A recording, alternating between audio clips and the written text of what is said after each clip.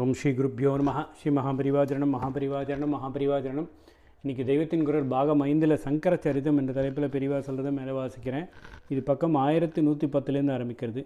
தேவி வித்தியைகளில் எதுவானாலும் சரி, பொதுவாக மகாசக்தியாயும் அதே சமயம் பரம கருணையுள்ள தாயாயும் இருக்கும் மோட்சதாயினி அவளே என்பதால் தான் நம்முடைய முக்கிய மடங்களிலெல்லாம் ஒரு சக்தி பீடத்தை சேர்த்து வைத்தார். இந்த காஞ்சி மடத்துக்கு காமகோட்டி பீடம், ஸ்ருங்கேரிக்கு சாரதா பீடம், பூரி மடத்துக்கு விமலா பீடம், துவாரகைக்கு காளிகா பத்ரகாளி பீடம், பத்ரி மடத்துக்கு பூர்ணகிரி பீடம். ஆச்சாரியார் சொன்னபடி காஞ்சி நகர அமைப்பு ஸ்ரீசக்கரகாரமாக ஒழுங்குபடுத்தப்பட்டவுடன் அவர் காமாட்சி ஆலயத்துக்கு வந்தார். அம்பாளை சாந்தப்படுத்தி ஸ்ரீசக்கர பிரதிஷ்டை செய்தார். பிலாகாசம் என்பதாக கர்ப்பகிரகத்திலே குகையில் ஆகாச மாத்திரமாகவும் அம்பாள் அங்கே இருக்கிறாள். பக்கத்திலேயே தேவி உக்கர கலைகளோடு மூர்த்தியாக இருந்தாள். ஆச்சாரியால் தாமே ஸ்ரீயந்திரம் போட்டு அதில் அந்த கலைகளை ஆவாகனம் செய்து அவளை சௌமிய மூர்த்தியாக்கினார். அப்படி பண்ணிய ஆச்சாரியால் நம் புண்ணியங்களை வளர்க்கட்டும் என்று குரு ரத்னமாலா சொல்கிறது. பிரகிருதிம் ச குஹாஸ்ரயம் மகோக்ராம் ஸ்வக்ருதே சக்கரவரே பிரவேஷ்ய யோக்ரே அக்ருதாஸ்ருத சௌமியமூர்த்திம் ஆரியாம் சுக்ருதம் நஸ்ஸ சினோது சங்கராரியா. அம்பாளுக்கு நேர் முன்னால் சக்கரராஜம் எனப்படும் ஸ்ரீயந்திரம் ஆச்சாரியாலே போட்டதை சித்விலாசீயத்தில் காமாட்சியாக புரதோ தேசே ஸ்ரீசக்கரம் ஸ்வயம் ஆலிகது என்று சொல்லியிருக்கிறது. ஆனந்தகிரியத்திலும் காமாட்சி வைபவம், ஸ்ரீசக்கர பிரதிஷ்டை முதலியவற்றை விரிவாக சொல்லியிருக்கிறது. காமகோடி பீடத்தை பழையபடி பிரகாசிக்கும்படி ஆச்சாரியால் ஜீவசக்தியோடு ஸ்தாபித்தார். அப்புறம் கச்சி ஏகாம்பரம் முதலானவற்றுக்கும் போய் ஆராதனா கிரமத்தை வைதிக தாந்திரிகமாக சுத்தப்படுத்தி கொடுத்தார்.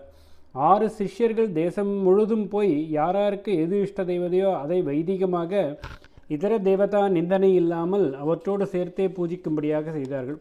இப்படி சண்மத உபாசனையை நிலைநிறுத்திவிட்டு காஞ்சிபுரம் திரும்பி வந்து ஆச்சாரியாளுக்கு சேவை செய்து கொண்டிருந்தார்கள். உபாசனையில் செய்ய வேண்டியதெல்லாம் இவ்வாறு செய்த பிறகு வாதத்தினால் முடிவாக அத்வைதத்தை ஸ்தாபிக்க நினைத்து சர்வக்கிய பீடாரோகணம் செய்தார். முடிவாக எதிர்வாதம் பண்ண வந்த எல்லோரும் அத்வைதம்தான் சத்திய தத்துவம் என்று ஏற்கும்படி செய்தார். சர்வமுமாக ஆனது ஒன்றுதான். அதனால் அந்த ஒன்றை தெரிந்து கொண்ட ஞானி சர்வஜானாகி விடுகிறார். ஆச்சாரியால் இந்த அர்த்தத்தில் சர்வஜராக இருந்தது மட்டுமில்லை, ஒன்று பலவாக அனந்தமாக ஆகியிருப்பதில் அவற்றை பற்றி அறிவை தரும் அநேக சாஸ்திரங்கள் உண்டாயிருக்கின்றன. வாழ்க்கையை நடத்துவதற்கும் அறிவு பலவிதங்களில் சந்தோஷப்படுவதற்கும் உபாயங்களை தரும் ஏராளமான சாஸ்திரங்களும் கலைகளும் உண்டாயிருக்கின்றன.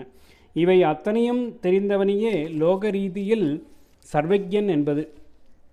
ஒவ்வொரு சாஸ்திரம், கலை, வித்தியை தெரிந்த நிபுணனும் கேள்வி கேட்டு எல்லோருக்கும் பதில் சொல்கிறவர் தான் சர்வக்கிய பீடம் ஏற முடியும்.